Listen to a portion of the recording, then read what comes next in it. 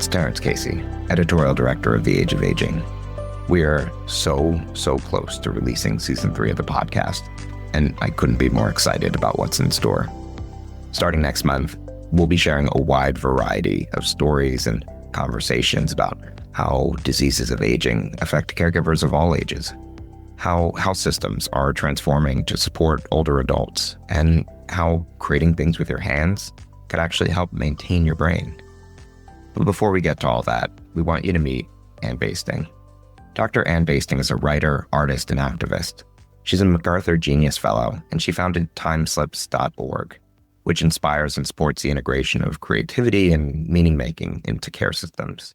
She's also a longtime friend and collaborator of the Penn Memory Center, which is where I first heard about what she calls beautiful questions. They're these open-minded questions that are meant to invite another person into wonderment.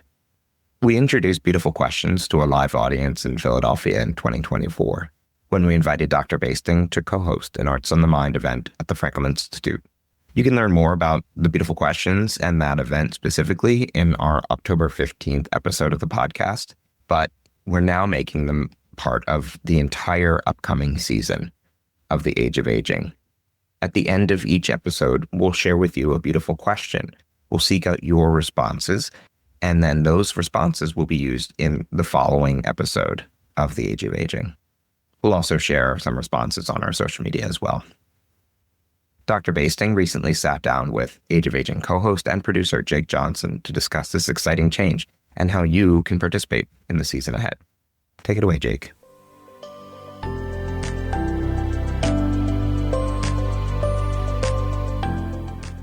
Beautiful questions are questions that open up a space of shared discovery between two people. People refer to questions as being open, and they are definitely open questions. They're not yes or no questions, but they go a little deeper. There's an art to them, which is why we call them beautiful questions. They really are designed to invite people to think a little differently. That sort of nudge out of your everyday thought that you might sort of pre-answer a question that's coming at you. They get you to think about your life and the world a little differently.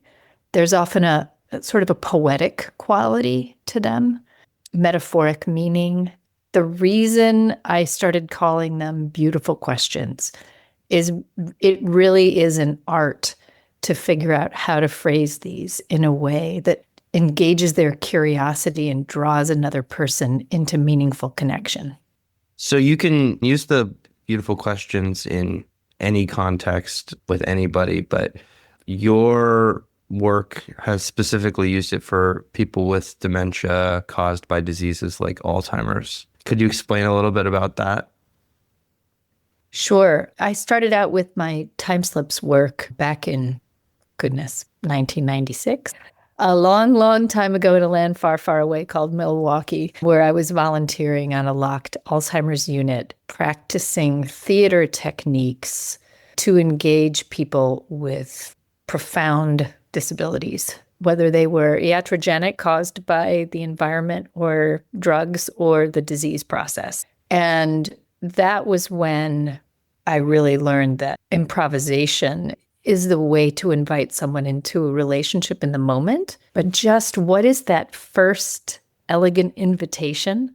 And I feel like for about 25 plus years, I've been chasing that elegant invitation, and I've really landed on the beautiful question as a way to do it. And then the realization that if you can phrase a question that draws someone with profound cognitive disabilities into meaningful engagement, you can turn to any other human being and also use those questions. So it starts with accessibility there and then just sort of goes everywhere. I really love the concept of the beautiful questions, because there are questions that I would you would ask your friends late at night or something, they get at a person and who they are, and people's responses to them, they're never yes or no. They're always something that reveals something about how they think about the world. Yeah. I think, a pithy way of saying it is they're questions that make you go, huh, right?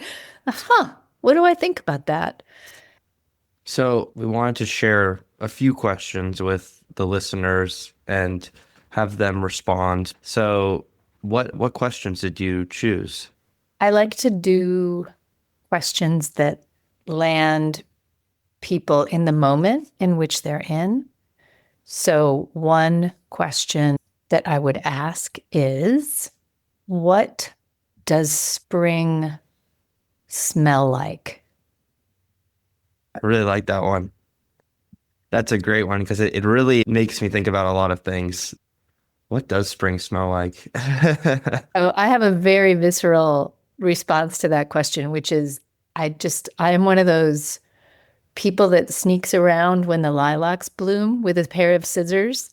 So watch out for me in your in your public park because I'm like snip because I just love sinking my nose right into lilacs and they just don't last very long. They're so brief, but to me, that is really the smell of spring.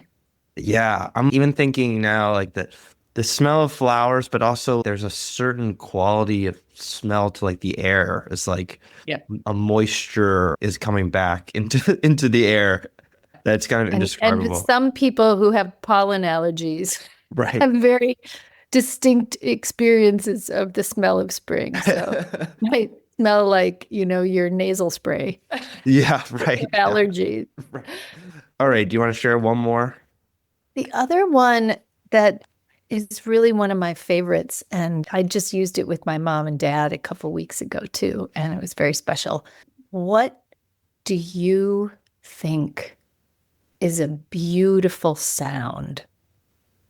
And immediately my father said, the barred owl. Ooh, ooh, who cooks for you? He loves that sound. That's a really good question. 'Cause Yeah. I immediately start thinking about music. So Yep. I thought of, oh, I love a horn in a song. Like Yeah. love like a trumpet. Then I started thinking about nature and like, the sound of water flowing or trees swaying or something like that. And Yep. barred owl was really good. I mean, you could combine the spring and, both questions, because to me, there's something about the way in the woods in the spring thaw that the sound of the water trickling where it doesn't normally trickle is really lovely. It was like a 60-degree day for the first time yesterday. And I was just listening to the birds. It's like you can hear them again. There's something about like the spring birds where you're like, oh, life is coming back into the world. Yeah. Yeah. It's fun too to then try to make the sounds and to invite whoever you're talking with to make the sounds together. It was a really special moment when Dad did the Who Cooks for You for the barred owl, and then Mom echoed, and we just all made the sound of the owl together. It was very sweet. I'll say two things, which is that if people want to learn more about beautiful questions, Time Slips is in the process of creating a new training module called Creative Communication, and examples of beautiful questions will really be part of it. You can take the current family and friends training on the Time Slips website, and that's free. And there's beautiful questions in there.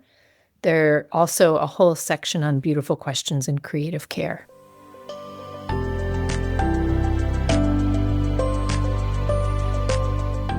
As soon as I heard the phrase beautiful sound, my mind went to the sounds of baseball in spring. Unlike the excitement of fall playoff baseball, which is defined by the roars of enormous crowds in South Philadelphia, spring baseball is played just above a whisper. You got the crack of the bat, the thump of a baseball against a leather glove, and off in the distance, you can hear a beer hawker.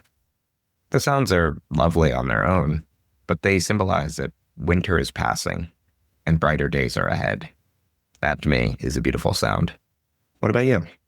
I'd love to hear your answer to this and other beautiful questions. It's easy to participate. Just call 571-449-7247 6474 and leave a message with your first name, where you're from, and the answer to the question, what's a beautiful sound? Again, that number is 571-449-6474. If you leave a message, your response could be featured in our first episode of this season.